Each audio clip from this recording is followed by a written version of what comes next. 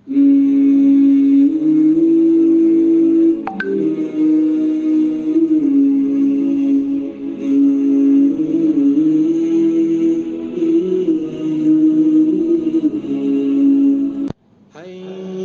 على الفلاح.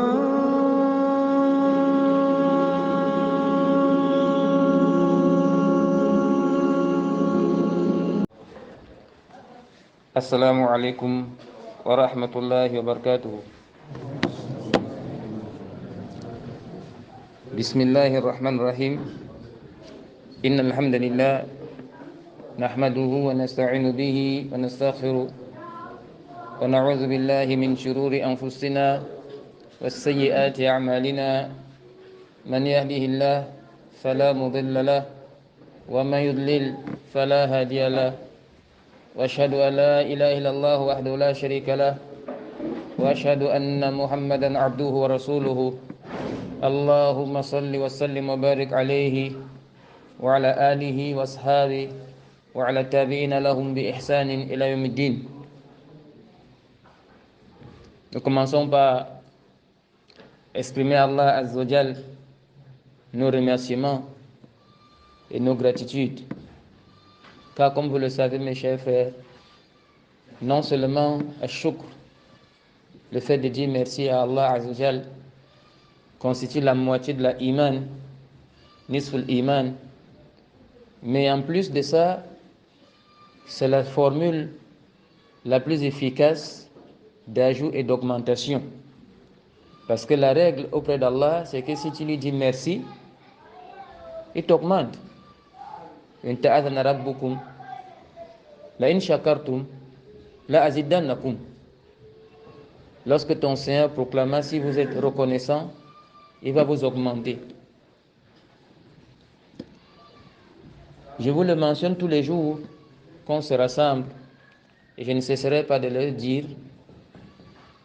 Vous êtes à mes yeux et Allah Azza wa Jalla est témoin de ce que nous disons. Et le témoin du contenu de nos propos avant de les prononcer. Vous êtes à mes yeux les meilleurs serviteurs d'Allah Azza wa Jalla. Personne ne peut vous dévancer sauf celui qui fait comme vous. Il n'y a pas sur cette terre quelqu'un qui apprend le Coran ou qui transmet le Coran, sauf s'il a le fadl, le sabq, il a la tête de ceux-là qui sont meilleurs à travers la langue du prophète Muhammad sallallahu alayhi wa sallam, au sujet duquel Allah dit wa ma yantiqu anil hawa in huwa illa wahyun yuha. Parle pas sous la passion. Il dit khairukum man ta'allama al-Qur'an wa 'allama. Le meilleur d'entre vous, c'est celui qui apprend le Coran et qui enseigne le Coran. C'est le meilleur. Parce qu'il faut que vous compreniez bien une chose. Rien, absolument rien, ne peut vous donner ce que le Coran vous donne. Il faut bien comprendre ça. Même la dua dont Allah subhanahu wa ta'ala dit wa qala rabbukum ud'uni astajib lakum, invoquez-moi, je vais vous exaucer. La dua ne te donne pas ce que le Coran te donne. Fiqhu tamam. Parce que le Coran, c'est le meilleur des dhikr. Vous ne trouverez pas sur la terre une parole comme le Coran. Abadan. Il n'existe qu'une parole dont tu lis une lettre, Allah te donne 10 hasanat. Mustahil, il n'y a pas. Une parole dont tu dis une seule lettre, Allah te donne 10 hasanat, c'est le Coran.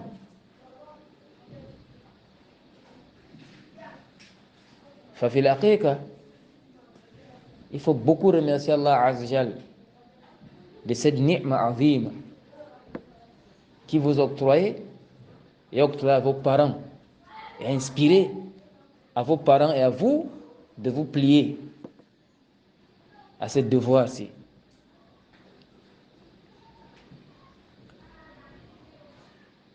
Mais vous savez que le Coran, Allah Azza wa Jalla fait la différence entre les gens attachés au Coran dans le verset où Allah Azza wa Jalla fait descendre les awsaf. Vous connaissez ce qu'on appelle awsaf, les attributs du Coran, les qualificatifs du Coran. Dans le mois du Coran, Allah Azza wa Jalla dit Shahru Ramadan alladhi unzila fihi al-Quran huda lin-nas wa bayyinatin min al-huda wal-furqan. Ces jours sont le mois de Ramadan, durant lequel Allah fait descendre le Coran comme guide pour les gens. Huda lin-nas, comme guide pour les gens, tous les gens. An-nas wa bayyinatin min al-huda, comme preuve de la bonne direction, wal furqan, et du discernement. Mais Allah sait bien que ce n'est pas tout le monde qui va tirer profit du Coran. C'est pourquoi Allah dit ailleurs, huda lil muttaqin, c'est un guide pour les pieux. Parce que de tous les Bani Adam, les seuls qui vont tirer profit du Coran sont les muttaqun. C'est pourquoi Allah dit alif lam mim, dhalika al-kitab la rayba fihi huda lil muttaqin alladhina yu'minuna bil ghaibi yuqimuna as-salata wa mimma razaqnahum yunfiqun ila akhir al-ayat. Allah dit huda lil muttaqin. Ce Coran est un guide pour les muttaqun. C'est à cause de ça qu'Allah établit ailleurs une autre différence entre ceux qui confrontent le Coran aussi qui le lisent. Allah dit kitabun. Quelle éloquence! Le mot kitab, sa racine, vous savez ce que c'est un kitab? Yani, quand on dit kataba, yaktubu kitaban, kutuban, yani quel est le masdar? Le troisième, ça signifie al-jam', le rassemblement. Le livre appelé kitab parce qu'on a rassemblé les mots. C'est pourquoi si l'homme arabe dit taqattaba banu fulan, yani ijtama'u, iza ijtama'u. Allah dit kitabun anzalnahu ilayka mubarakun. Allah dit ce Coran c'est un livre béni qu'il a fait descendre sur le prophète sallallahu alayhi wa sallam. Pour quelle cause? Allah dit liyadabbaru ayatihi, afin que médite ces versets, wa yatadhakkar ulul albab, et que les deux d'intelligence s'en souviennent. Regardez, c'est pas tout le monde. Allah fait descendre le Coran pour qu'on médite ces versets et que se souviennent qui? Les fils d'Adam, itlaqan, dans la génération là, que s'en souviennent les doués d'intelligence. Parce que les doués d'intelligence avec le Coran ne sont pas comme les awam, le commun des hommes. C'est à cause de ça qu'Allah a blâmé les gens sur cette rubrique dans le Coran. Afala yatadabbaruna al-Qur'an am ala qulubin aqfaluha. Ne médite-t-il pas ce Coran ou alors dans leur cœur il y a des cadenas? Parce que le Coran est un livre que même si tu es kafir, il doit avoir un impact sur toi. À la base. C'est pourquoi dans la Sira, les Arabes ont eu peur de l'impact de la da'wah du messager d'Allah, ils ont appelé Al-Walid al-Mughira. Ils lui ont dit, c'est toi l'aîné et le plus intelligent. Propose-nous une idée. Qu'est-ce qu'on va faire pour couper la da'wah? Parce que maintenant c'est le Mawasim. Al-Mawsim al-Hajj. Les gens viendront du monde entier pour le Hajj. Et on sait que ce sera un fursa, une opportunité pour le messager d'Allah, de leur faire la da'wah. Mais il faut qu'on coupe cette da'wah, il faut qu'on s'inscrive en faux. Propose-nous quelque chose. Al-Walid dit non, c'est à vous de parler, moi je vous écoute. Ils ont dit, on va dire qu'il est kahin, c'est-à-dire les devins. Al-Walid dit non, ça ne va pas donner. Parce qu'on a entendu les Kohan. Les Kohan ne parlent pas comme lui. On va dire qu'il est sahir, magicien. Il dit non, ça ne peut pas aller parce qu'on a entendu les magiciens. Les magiciens ne parlent pas comme lui. On va dire que c'est la poésie, al-shi'r. Il a dit non, on connaît la poésie. Ben, nous sommes des Arabes, khullas. Sa parole n'est pas comme la poésie. Et combien de fois là dans le Coran, وَمَا عَلَّمْنَاهُ الشِّعْرَ وَمَا يَنْبَغِي لَهُ. Nous ne lui avons pas enseigné la poésie et cela ne lui incombe pas. Ils ont tourné à rond. Ils ne peuvent pas. Parce que quand ils ont écouté le Coran, inna lahu la talawa. يعني التلاوة comme si quelque chose qui est bien pensé, lisse comme ça, clair. Ça a une beauté, c'est une éloquence, une perspicacité. C'est quelque chose de lourd. Ça ne peut pas être la parole d'un magicien. Ils ont dit, bon, la seule chose qui nous reste à faire, c'est de dire que sa parole est proche de la magie. Parce que l'un des buts de la magie, c'est de diviser. On va dire qu'il sépare le père de l'enfant, l'épouse de la femme, etc. C'est comme ça qu'on va essayer de rajuster un peu. Parce qu'ils ne peuvent pas dire autre chose, parce que les gens ne sont pas fous, ils écoutent. Ce Coran, on a besoin de bien le méditer. Et regardez comment Allah fait ces choses. En arrivant, je vous retrouve avec notre enseignant qui vous enseigne la langue arabe. Parce que la langue arabe, elle est indispensable. Ne soyez pas étonnés que certains savants disent que c'est carrément obligatoire d'apprendre la langue arabe. Et que d'autres disent non, obligation de manière individuelle, c'est un peu beaucoup. Mais disons que c'est une obligation de manière collective. Si un groupe suffisant les maîtrise, les autres sont tolérés. Là, cette parole-là, elle nécessite des débats parce qu'imaginez, nous sommes obligés de comprendre le Coran et la Sunna. Ne serait-ce qu'à une certaine échelle. La siyama, surtout dans les ibadat. Mais sans la langue arabe, on ne peut pas comprendre le Coran et la Sunna. C'est à cause de ça que certains voient que c'est wajib. Surtout que vous avez une règle qui dit Ma la yatimu wajib illa bihi fa wajib. C'est à travers la quoi on ne peut pas atteindre une obligation, sauf si on passe par elle, devient aussi obligatoire. Comme c'est obligé de comprendre le Coran et la Sunna, c'est obligé de comprendre la langue du Coran et la Sunna. Donc d'apprendre la langue arabe. Là, quoi qu'on puisse dire, vous qui êtes des étudiants, vous devez apprendre la langue arabe. Sinon, ça n'a pas de sens. Ça n'a pas de sens. Vous êtes des toulab al-ilm. Inch'Allah. Il faut apprendre la langue arabe. Parce que demain, les gens vont se tourner vers vous. Et d'autres se tournent déjà vers vous aujourd'hui. Quand vous allez en vacances ou en congé. Akid. Les gens se rapprochent pour vous poser des questions.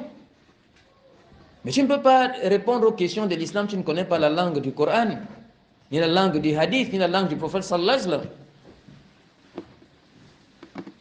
Tu dois apprendre la langue arabe. La langue arabe a 12 sciences différentes. Mais si tu peux t'évertuer à maîtriser au moins 4, on ne peut pas parler de maîtrise, mais avoir ne serait-ce qu'on appelle la thaqafa, il y a une culture générale sur 4 sciences, c'est bien. La plus grande, la plus importante, c'est le nahu, la grammaire. Mais il faut apprendre à côté de la grammaire le sarf, la morphologie, qui s'occupe de binyatul kalima, la racine des mots. Il faut apprendre à côté de ça le balagha, qui table trop sur l'éloquence, la forme du discours, avec ses sciences, il nous badi', mais il faut aussi apprendre al-adab, les discours des Arabes, adab al-jahili, parce que vous savez que Allah fait descendre, Allah envoie un prophète avec le contexte qui mine sa société. Au temps de Moussa alayhi salatu wassalam, c'était la magie. Elle était très violente et très forte. Bal, qu'est-ce qui a ordonné à Pharaon de tuer tous les enfants, garçons parmi les bons Israël? C'est les magiciens. Parce qu'ils lui ont fait comprendre que des enfants d'Israël va naître quelqu'un qui va te combattre. Il veut limiter les dégâts avant que les choses ne soient compliquées. Mais comme il est connu, Walillahi fi khalqihi shu'un. Allah fait en sorte que celui-là qui est concerné grandisse dans sa maison, bénéficie du privilège du royaume, avec tout ce que le royaume a comme décor, avantage et niveau de vie très élevé. Les Arabes disent Inkalaba, Assir et la Sahir. La magie s'est retournée contre le magicien. Parce qu'il voulait atteindre un objectif, Allah l'a balayé d'un revers de la main. Allah a voulu que ce soit lui qui nourrisse Pharaon, qui paye à sa mère un salaire dans les témoins.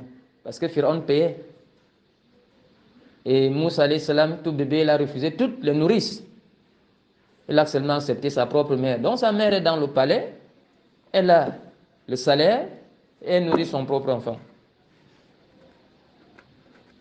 Allah qadir ala kulli shay. Allah est capable de tout. Alors, de ce point de vue, il faut, n'est-ce pas, c'est-à-dire, mes frères, bien s'imprégner des choses. Il faut se sacrifier. Il faut connaître le adab, le jahiliya. Vous savez que les Arabes, Allah fait venir avec Moussa alayhi salam quelque chose qui a dépassé la magie de ces grands magiciens. Résultat de cause, les magiciens qui étaient les gens de l'enfer le matin sont devenus les gens du paradis le soir. Parce que vous savez que la connaissance, quand elle entre dans quelque chose, elle a une approche différente. Parce qu'ils avaient atteint un degré très élevé de magie, ils avaient une connaissance très élevée de la magie. Ça fait que lorsqu'ils ont vu quelque chose qui leur dépassait, ils se sont soumis. Parce que dans leur tête, personne ne pouvait être comme eux. C'est ça la valeur de la connaissance. Parce que la connaissance, chaque fois qu'elle est dans quelque chose, elle a une figure différente. Regardez qu'est-ce qu'Allah dit dans le Coran. Wa ulqiya as-saharatu sajid. Al-ulqiya. Allah ne dit pas yani sajadu. Il dit ulqiya. Yani c'est comme si la iman qu'ils ont eu à ce moment-là les a soulevés et les a dosés par terre posternée. Quand Pharaon vient maintenant avec ces petites choses inutiles là, ils ont dit dégage avec tes bêtises là-bas. On n'est plus avec toi. Nous avons cru en Allah, c'est fini. Tue-nous comme tu veux, nous ne sommes plus avec toi. Ils ont invoqué Allah de leur accorder à sabr la patience.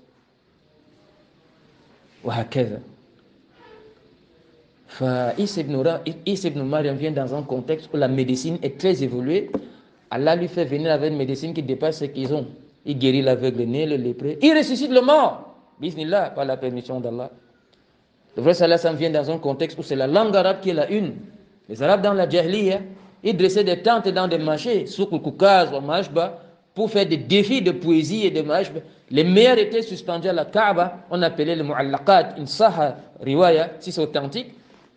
C'était les défis de la langue arabe. Allah a fait venir une langue arabe qui a renversé d'un revers de la main toutes les langues arabes. Allah a défié les Arabes qui parlent la langue arabe. Aujourd'hui, vous allez voir quelqu'un qui a appris la langue arabe pendant 30 ans.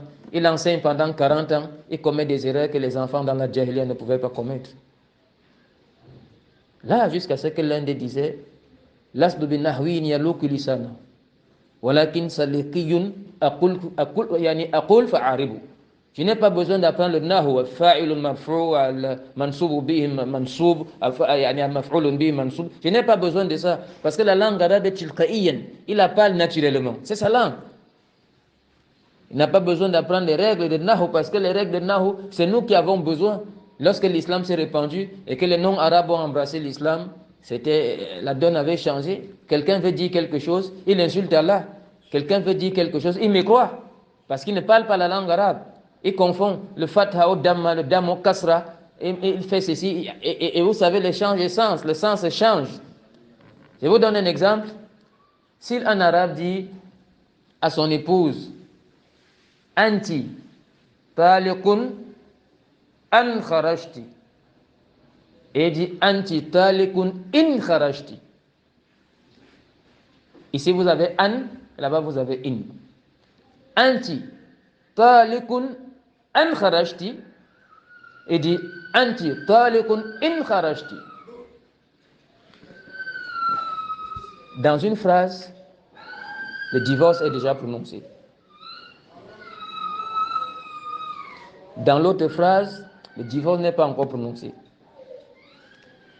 Dans le cas où il dit Anti talikun an kharajti, il est en train de dire à sa femme, tu es divorcé parce que tu es sorti.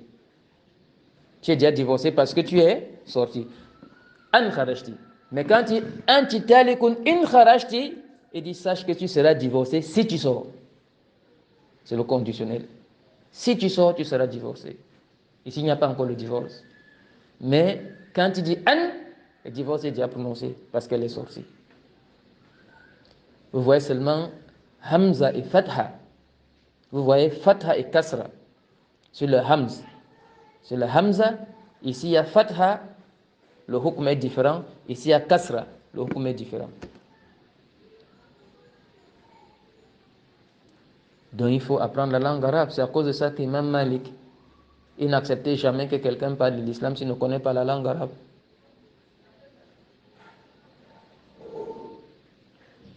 Il y a un arabe qui a dit à ses enfants, quand vous êtes dans un malheur, vous pouvez trouver votre frère qui vous donne ses habits, l'autre vous donne sa monture. Dis vraiment, prends ton cheval, prends le cheval, là tu vas visiter ta belle famille. Mais tu ne trouveras jamais quelqu'un qui va t'emprunter sa langue. Tu es obligé de t'exprimer parfaitement toi-même. Il faut mettre du sérieux dans la langue arabe.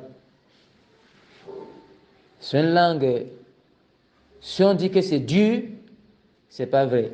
Si on dit que c'est facile, c'est pas vrai. C'est benazalika kawam. Tout dépendra seulement de l'ijtihad de chacun. Il faut mettre du sérieux.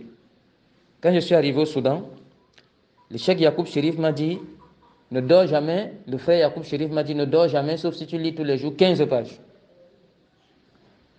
Taban, je n'ai pas pratiqué ce conseil. Je venais à peine d'arriver au Soudan, je ne connaissais pas la langue arabe. Je trouvais bizarre de lire ce que je ne comprends pas. Comment je vais faire ça? Moi, j'étais encore en train de vouloir apprendre l'alphabet, alif, ba et tout ça. Mais le cheikh, quand je suis arrivé, il m'a dit, ne dors jamais, sauf si tu as fait 15 pages de langue arabe tous les jours. C'est aujourd'hui qu'on se rend compte que sa parole était vraie. Comme dit le poète Fahd al-Haqqu, laysa bi ighfa'u, fada'ni min bunyati tariqi. La langue arabe, elle est vivante. Si tu ne mets pas du sérieux, tu ne peux pas la connaître.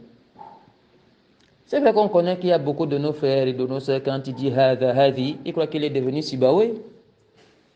Mais l'affaire, c'est pas comme ça. L'affaire est un peu plus compliquée que ça. Avec hadha, hadi, quelqu'un peut analyser Bismillah ar-Rahman ar-Rahim, peut faire l'Iraq? Peut pas.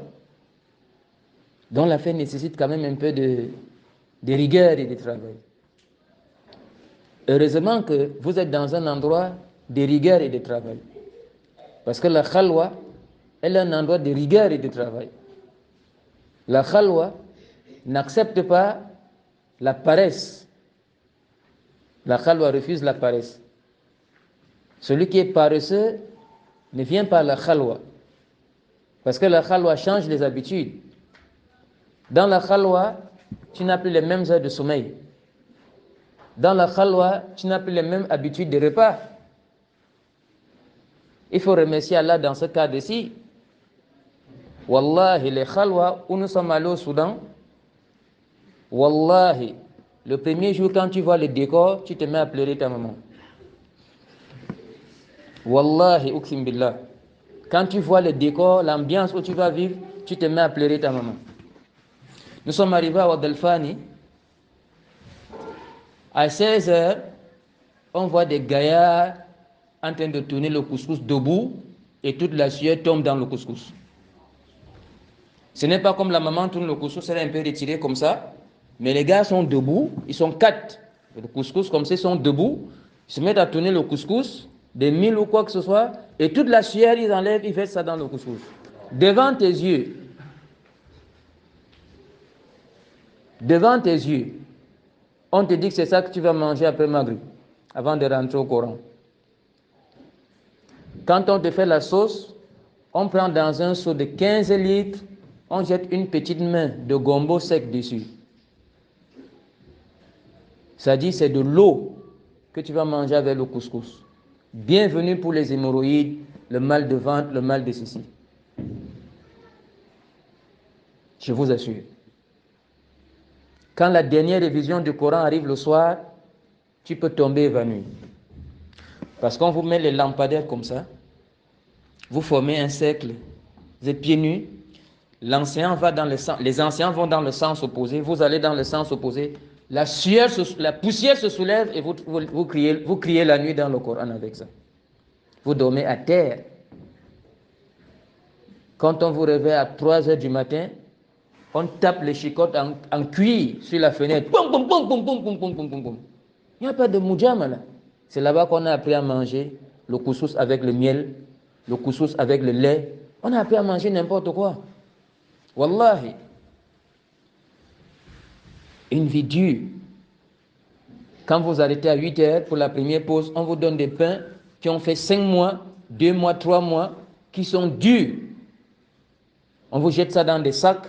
C'est comme ça que vous prenez un pain qui ne ressemble plus au pain. C'est ça que tu trempes dans ton petit verre de chai pour que ça se miette un peu, ça devient un peu doux. Tu avales comme ça à 8 heures et puis tu rentres dans le Coran pour arrêter à 11 heures. C'est à 11 heures que vous prenez le petit déjeuner. Quant au petit déjeuner, hadith wa la haraj. Wallahi, on te sert une nourriture que tu es seul, ça ne te rassasie pas, mais vous êtes à 6. Là, vous êtes dans des conditions. Quelqu'un qui vit dans une histoire comme celle-ci, Wallah, il faut le jeter n'importe où dans le monde, il va vivre. Ça bâtit quelqu'un. Ça bâtit. Ce petit sacrifice-là ne donne que le sourire.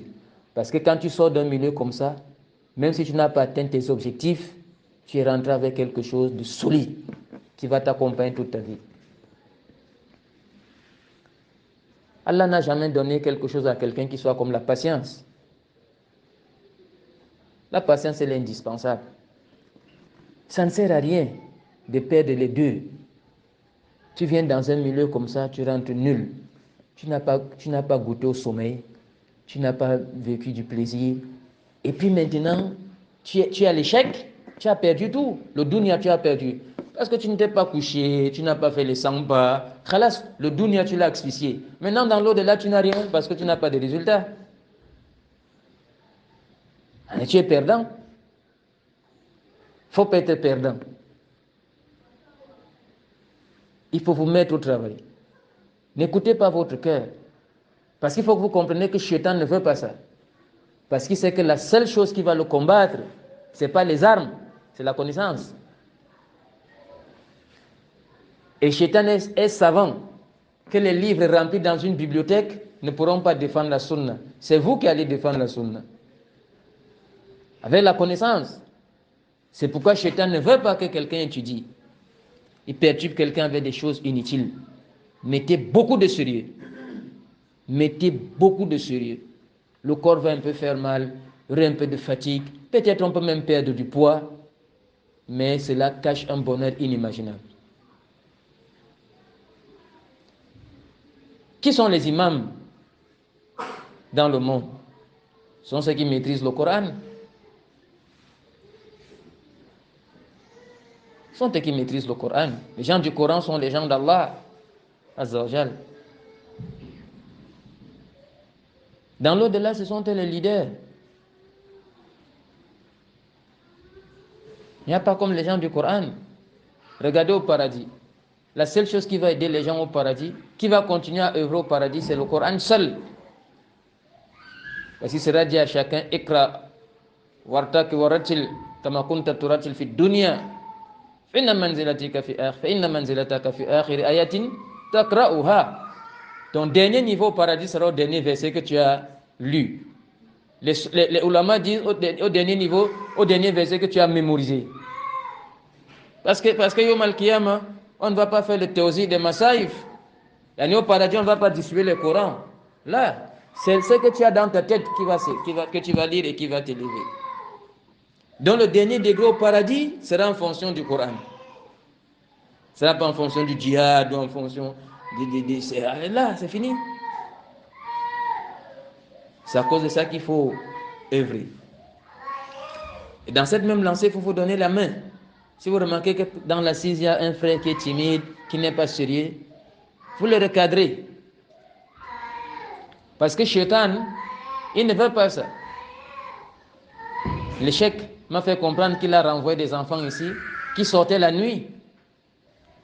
Si tes parents t'ont amené ici, ce n'est pas pour sortir la nuit. Parce que s'il faut sortir la nuit, tu serais resté à la maison. Ici, tu es venu pour un objectif. Laissez 2 ans passer, 2 ans, c'est rien. Oubliez votre corps. Oubliez la famille. Oubliez ceci. Oubliez cela. Travaillez. Vous ferez la fierté de votre famille. C'est fort, hein? Quand dans une maison on dit, il est Hafiz Coran. Les gens passent, ils regardent la maison là différemment.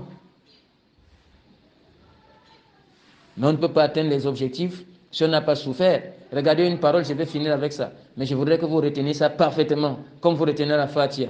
Ils disent au sujet d'Allah, Kamula fafa'ala. Kamula fafa'ala. Au sujet d'Allah, on dit kamula fafa'ala. C'est dans l'Aqida, hein? On dit kamula fafa'ala. Allah, quant à lui, il a tout fait. Avant de faire, il est parfait. Vous comprenez? C'est pourquoi chez nous, Allah est créateur avant de créer. Ce n'est pas quand il crée qu'il devient créateur. Avant de créer, Allah est créateur. Avant d'enseigner, il est savant. Avant d'entendre la parole d'Abdallah, il est Sami. Avant, il est Basir. Kamula fafa'ala. Lakin c'est différent de l'être humain. L'être humain, quant à lui, doit faire avant d'avoir une place. Tu passes ton temps à manger, à dormir, à jouer. Personne ne va te connaître dans le dunya. Ton passage dans ce dunya ne te servira à rien. Et ce qui t'attend, yawm al-qiyamah, amruhu. Mais lorsque tu as mémorisé le Coran, on te pointe du doigt. Le Coran, le mémoriser, ce n'est pas que tu te lèves le matin, dans l'après-midi, tu le mémorises. C'est pourquoi tout ce qu'on va vous donner comme recette efficace pour le Coran, il n'y a aucune meilleure que la parole du messager d'Allah. Ta'ahadu al-Qur'an. Lavez vos yeux tous les jours avec le Coran, à chaque instant. Ça dit, même si tu es en train de manger, ton radar là, mets ton Coran ouvert à côté. Parce que le Coran, quand tu le laisses, il te laisse plus. Ashadu tafadlutan. Ça dit, il te laisse plus. Si tu laisses le Coran 1 minute, il te laisse 1 heure. Si tu le laisses 2 jours, oublie seulement.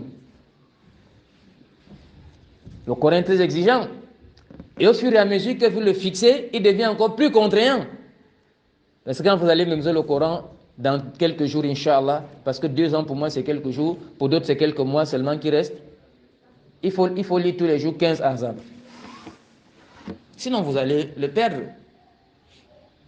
Et maintenant il faut l'enseigner pour qu'il reste. Il faut qu'on vous donne les mosquées, vous dirigez la salat. Sinon le Coran vous allez l'oublier. Mais ce Coran-là, quand vous allez le garder dans votre cœur, wallahi, vous aurez le monde à main. Vous aurez le monde à main. Qui va vous équiper? Qui va vous valoir? Quand on sait que ça c'est un Hafiz Coran, même dans les pays arabes, là, si on veut faire les mukabala, pour accepter les gens à l'université, quelqu'un qui n'a pas le bac, qui est la condition qu'on demande, et qui a la shahada du Coran, à la toule on le prend. À la toule on va le prendre. Qu'est-ce que c'est que la shahada quand quelqu'un est Hafiz Coran? Dès que quelqu'un va faire le mukabala avec la test qui a qu'il est Hafiz Coran, automatiquement il est pris. Parce qu'on sait qu'il fera la valeur de l'université. Quand l'autre sera encore en train de chercher à savoir Juzu Amma Bishikil Anfus, lui va aller s'asseoir chez les savants. Lui va passer le temps à fréquenter les ulama. Il va rassembler en même temps l'étude académique et le halaka. Il sortira là-bas alim la shak.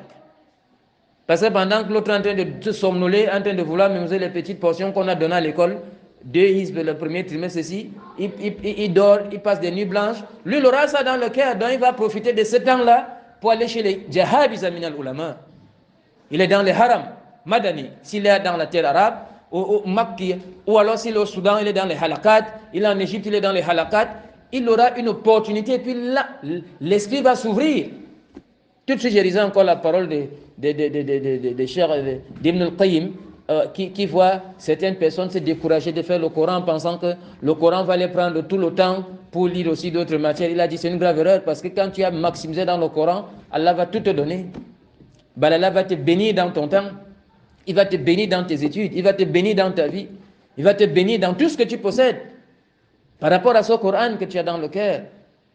Les gens du Coran, personne ne ressemble aux gens du Coran sur la terre d'Allah. Je voudrais que vous vivez en synergie. Vous vous donnez la main. Vous tenez compte de vos frères. Celui que vous trouvez perturbé, cadrez-le. Celui que vous trouvez agité, pas sérieux, ramenez-le. Et celui que vous trouvez sérieux, encouragez-le. Veillez sur les uns et les autres. Parce qu'au-delà de tout ça, c'est la fraternité de l'islam. Le prophète sallallahu alayhi wa sallam a dit Dinu nasiha. Dans le récit d'Abu Ruqayya, Tamim al-Dari, il dit 3 fois Dinu nasiha, din, an-nasiha, dinu nasiha. La religion, c'est le bon conseil. Donne le conseil. Parce que dans le récit d'Anas ben Malik, le prophète sallallahu alayhi wa sallam a dit La yu'minu ahadukum hatta yuhibba li akhihi ma yuhibbu li nafsihi. Personne ne peut parachever la iman, sauf s'il l'aime pour son frère, ce qu'il aime pour lui-même. والله تعالى أعلم. وصلى اللهم صل وسلم وبارك على نبينا محمد وآخر دعوانا أن الحمد لله رب العالمين. سبحانك اللهم وبحمدك أشهد أن لا إله إلا أنت أستغفرك وأتوب إليك.